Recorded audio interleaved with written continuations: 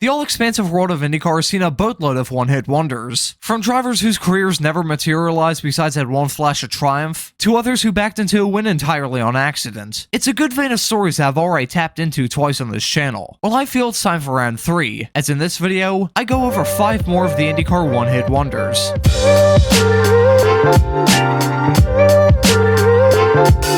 First off is Jacques Villeneuve, only not the one you're probably thinking of. Jacques Jr., as most of you know, is an Indy 500 winner, IndyCar champion, and Formula 1 world champion as well. His uncle Jacques Sr., however, had a far more low-key career. He wasn't nearly as successful as his nephew or his brother Gilles, but Jacques still found success in his own regard, including grabbing a lone win in IndyCar. His only IndyCar win would come at the 1985 Provimi VL 200 at Road America. What a name for a race. Villeneuve would start the race in 4th and was still running well when the race devolved into chaos. It was Al Unser Jr. in the lead past the halfway mark, but as the lingering rain became heavier, Unser dropped it going into the penultimate corner. The dominant force of the race was left on the side of the track with a broken ankle and a broken race car, and Jacques didn't have an easy ride to the checkered flag. He stalled it leaving the pits but was able to get refired on his own, then spun it on his outlap but was able to keep it rolling. He grabbed the lead on lap 37, and would hold on to it until the checkered flag. After leading 14 laps on the day, Jacques Villeneuve Sr. would score his only ever IndyCar win at the National Park of Speed.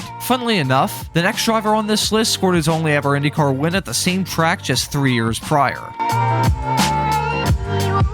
Hector Rabac had a roller coaster ride in IndyCar. In just 6 races, only 5 of which he started, Rabac either blew a motor, crashed, or won. That one win would come in his final start, that being the first ever IndyCar race at Road America. Hector started 9th, but was running in 2nd when leader Al Unser Sr. ran out of gas on lap 49. Hector would take the lead and win the race by 1 lap, leading just 1 lap in not just this race, but his entire IndyCar career. This would turn out to be his only series win, and unfortunately his last IndyCar start. A week later, Rabac was injured in a testing crash at Michigan International Speedway. Rabac would quit oval racing as a result, and would be out of racing for good in about a year's time. Rabac was a very spotty driver, so even if the Michigan crash didn't happen, I doubt he would have ever won again. But he does have that one win, albeit one of the luckiest I've talked about so far.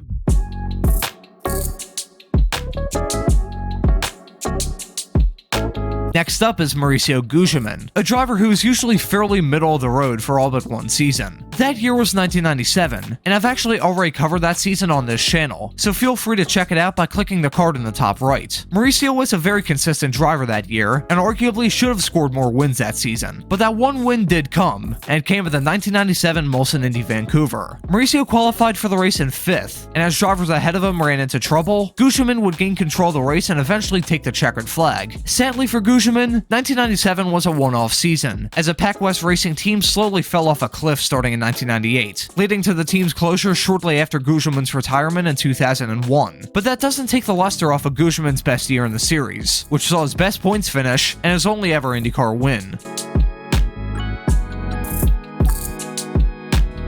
We continue with the drivers from South America, as we now touch on Chilean Eliseo Salazar. Salazar has a pretty bad reputation with many in the motorsports scene, whether it be from his extremely lackluster F1 career to the stunts he pulled at the 1996 Indy 500. But Eliseo is a speedy driver in his prime, and is also an IndyCar race winner. The win came at the season finale for the 1996-97 Indy Racing League season at Las Vegas, where Salazar started 5th and led 70 laps in the chaotic race that ensued to take the victory over Scott Goodyear. Salazar would race in the series until 2002, where he did get close, but never captured win number 2. Salazar followed Richie Hearn to become the second one-hit wonder in 2 races at Las Vegas, and was also the third one-hit wonder that season.